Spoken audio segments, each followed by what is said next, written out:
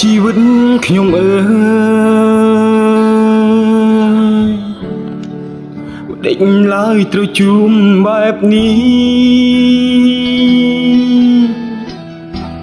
ក្នុងបេះដូងខ្ញុំស្ទើរតែប្រេងជួយយ៉ាងនេះឈឺពេញអរ៉ាព្រោះតែជីវិតទើបត្រូវចាកចេញ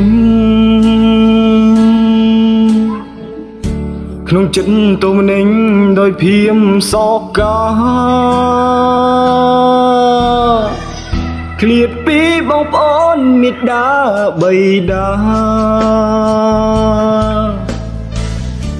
ដើម្បីធ្វើការនៅប្រទេសគេមកដល់គឺគ្មានអ្នកណាស្គាល់ទេនៅឯកូរ៉េត្រជាងពេកក្រៃសង្ឃឹមថ្ងៃមួយថានឹងបានវិលវ័យជួបនាងម្ដាយថ្លៃបងប្អូនក្រុមគ្នា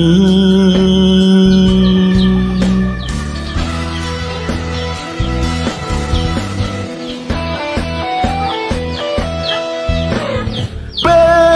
លដែលនៅប្រទេសគេ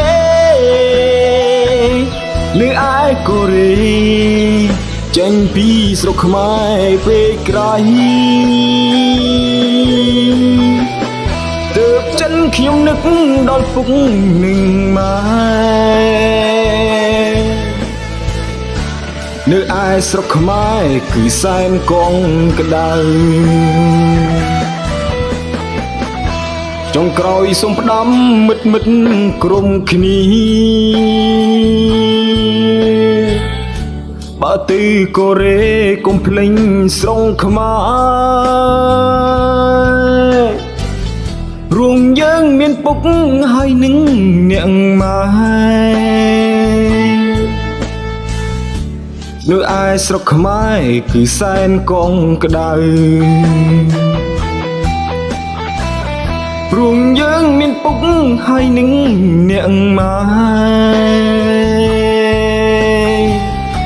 ចាំកូនគ្រប់កាយត្រឡប់មកវិញ